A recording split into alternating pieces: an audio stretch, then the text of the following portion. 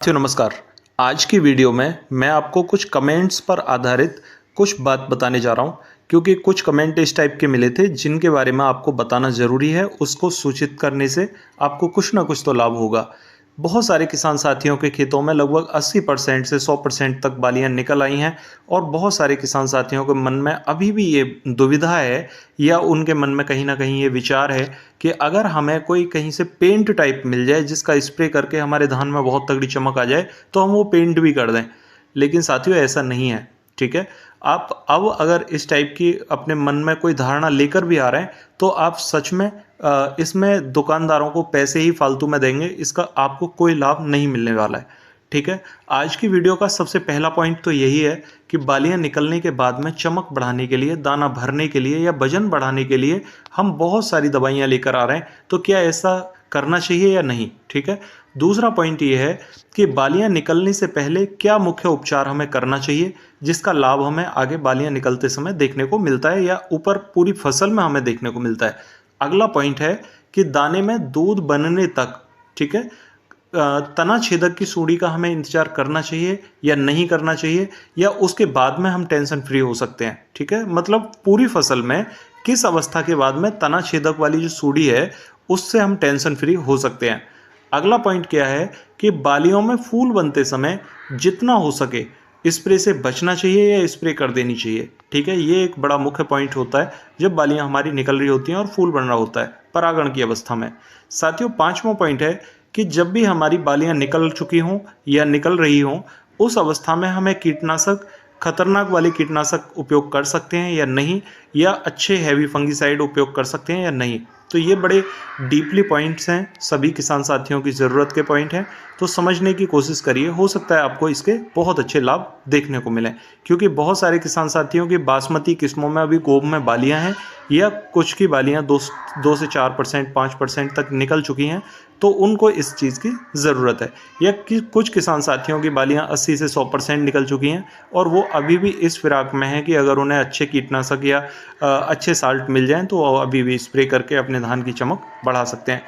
साथियों सबसे पहले पॉइंट में मैं आपको बात बताना चाहता हूं कि आप इस टाइप की किसी भी धारणा को अपने मन में मत लेकर आइए कि बालियां अगर निकल आई हैं तो उनमें स्प्रे करने से अब आपको चमक देखने को ज़्यादा मिलेगी, धान ज़्यादा भरेगा और ज़्यादा वजन बढ़ेगा, ठीक है। जो भी आपके पौधे के अंदर जितना भी पोषक तत्व पड़े हुए हैं वही आपके धान में जाएंगे और उसी से आपकी चमक भी बनेगी, उसी से आपके धान की जो भराव है वो भी आएगा और वजन भी उसी से बढ़ना है, ठीक है। हाँ, उन किसान साथियों को यहाँ पर थोड़ा ध्यान देना चाहिए जिनकी बालियाँ अभी गोब में हैं, उनके पास समय है कि वो यहाँ पर अपना ट्रीटमेंट कर सकते हैं।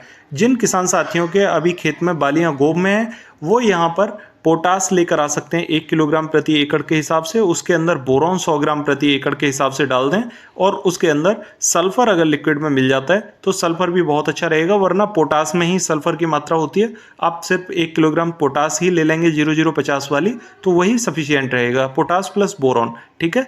ये इन दोनों का स्प्रे अगर गोब में आपकी बालियां हैं तो आप यूज़ करिए, आपको अच्छे रिजल्ट देखने को मिलेंगे।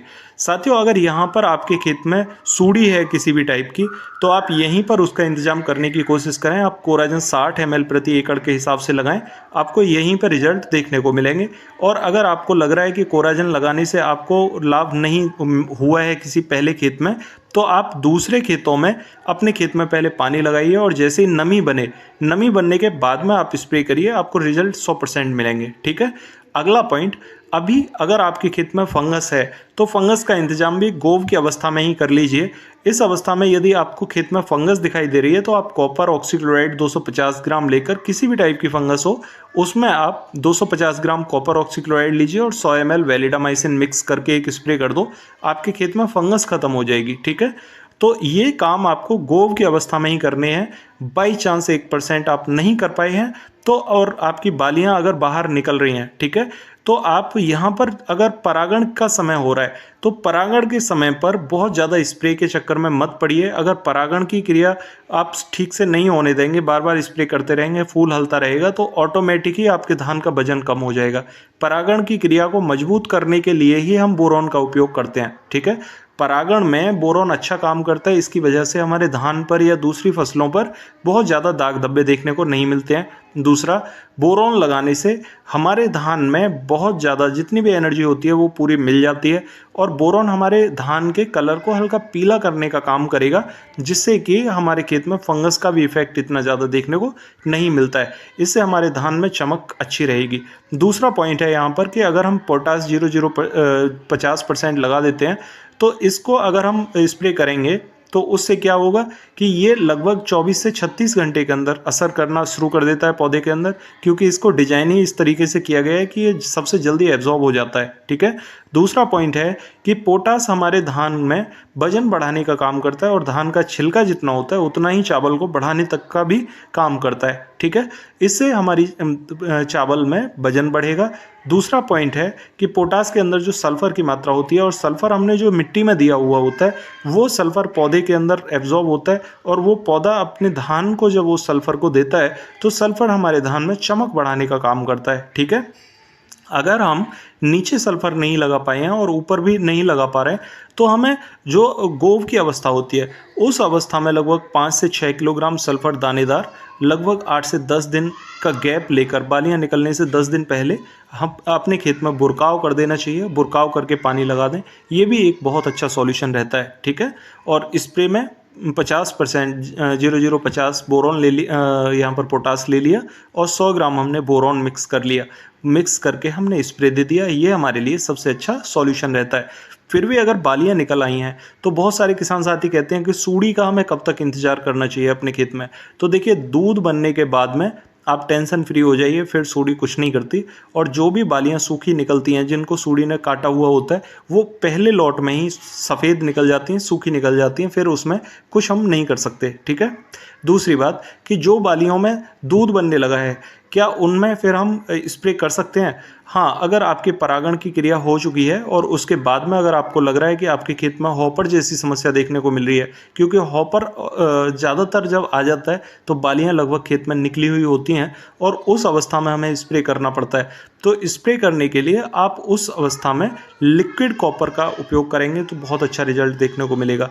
लिक्विड कॉपर में अगर आप स्प्रे करेंगे तो आपकी बालियों पर वो नेगेटिव इफेक्ट नहीं डालता है। ठीक है। ये बहुत अच्छा समय होता है, और ये बहुत अच्छा साल्ट है जिसके ज़रिए से आपकी फसल को कोई नुकसान नहीं होगा, बालियों पर कोई दाग धब्बे देखने को नहीं मिलेंगे। ठीक है।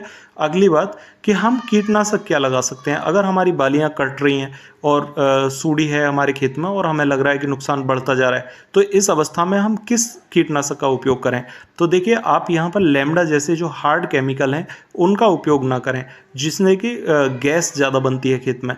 अगर उस अवस्था में आप यहाँ पर गैस वाले कीटनाशक लगाएंगे तो वो धान में स्पॉट छोड़ देते हैं, क्योंकि ये जब स्प्रे के माध्यम से बालियों पर फुहारा लगता है इनका, तो वो वहाँ पर स्पॉट बना देता है, क्योंकि हैवी केमिकल है। दूसरी बात कि जो हमारे क्लोरेंटानिलीप्रोल वाले साल्ट होते हैं, ये साल्ट बहुत कम मात्रा में और ज़्यादा पानी के अंदर मिक्स किए हुए होते हैं, और ये सिस्टम से काम करते हैं, सिस्टमेटिक मैनर में।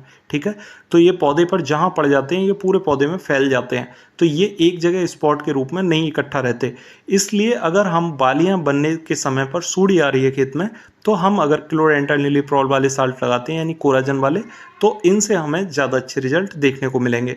फिर भी अपने खेत में पानी का विशेष ध्यान रखें। अगर पानी की समस्या है आपके पास में, तो खासकर इतना पानी तो ज़रूर लगाएं कि हमारा इतनी नमी खेत में हमेशा बनी रहे जब बालियां बन रही हों, उस अवस्था में कि उंगली गढ़ाते समय हमारी उंगली खेत में मिट्टी में बैठ जाए।